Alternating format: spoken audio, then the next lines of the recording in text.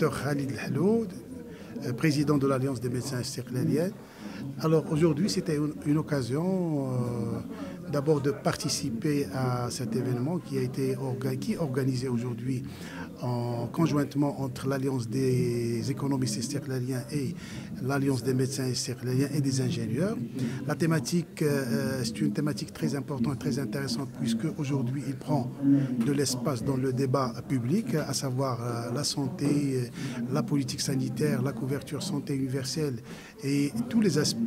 qui rentrent dans l'écosystème de la santé, l'industrie pharmaceutique, la couverture, l'assurance maladie obligatoire, AMO, etc.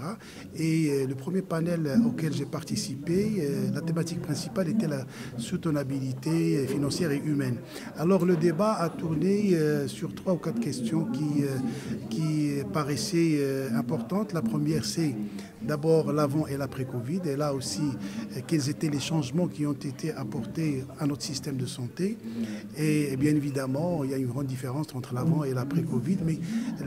l'accent a été mis sur la crise Covid et cette résilience du système de notre système de santé qui a fait face à la crise avec bien évidemment des décisions anticipatives et l'engagement de tous les secteurs. Et là, la leçon tirée de cette crise de Covid,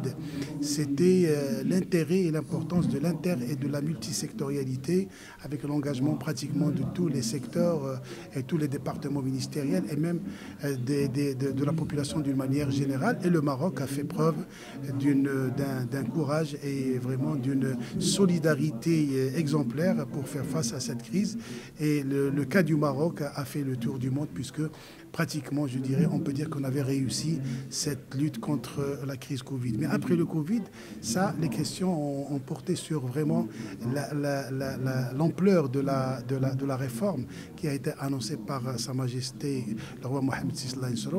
et qui concernait la protection sociale, mais surtout on a zoomé sur la couverture sanitaire et cet objectif qui a été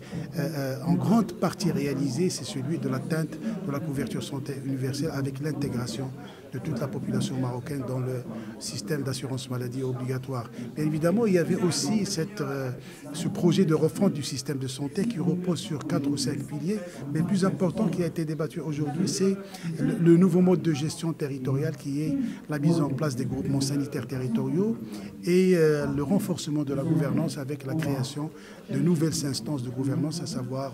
la haute autorité de santé, les agences du sang, les agences de médicaments, etc. Et tout ça fait qu'aujourd'hui, le Maroc dispose d'une vision claire par rapport à ce qu'il attend dans le système de santé. Il y a un engagement de l'État en termes de budget. Il y a un engagement de l'État pour atteindre les objectifs assignés dans la loi 09-21 qui traduit les orientations royales dans le domaine de la protection sociale. Et voilà, donc des recommandations ont été émises concernant d'abord l'action de l'accès et cette question de restant à charge des assurés AMO, le partenariat public-privé et surtout le renforcement des programmes de prévention, de dépistage précoce, mais aussi de diagnostic précoce et de mettre le budget nécessaire pour renforcer d'abord les programmes de prévention, mais aussi inviter les organismes gestionnaires à mettre la main c'est-à-dire à participer concrètement à ces programmes de prévention parce que c'est un investissement important et le retour sur investissement, bien évidemment, c'est la maîtrise des dépenses.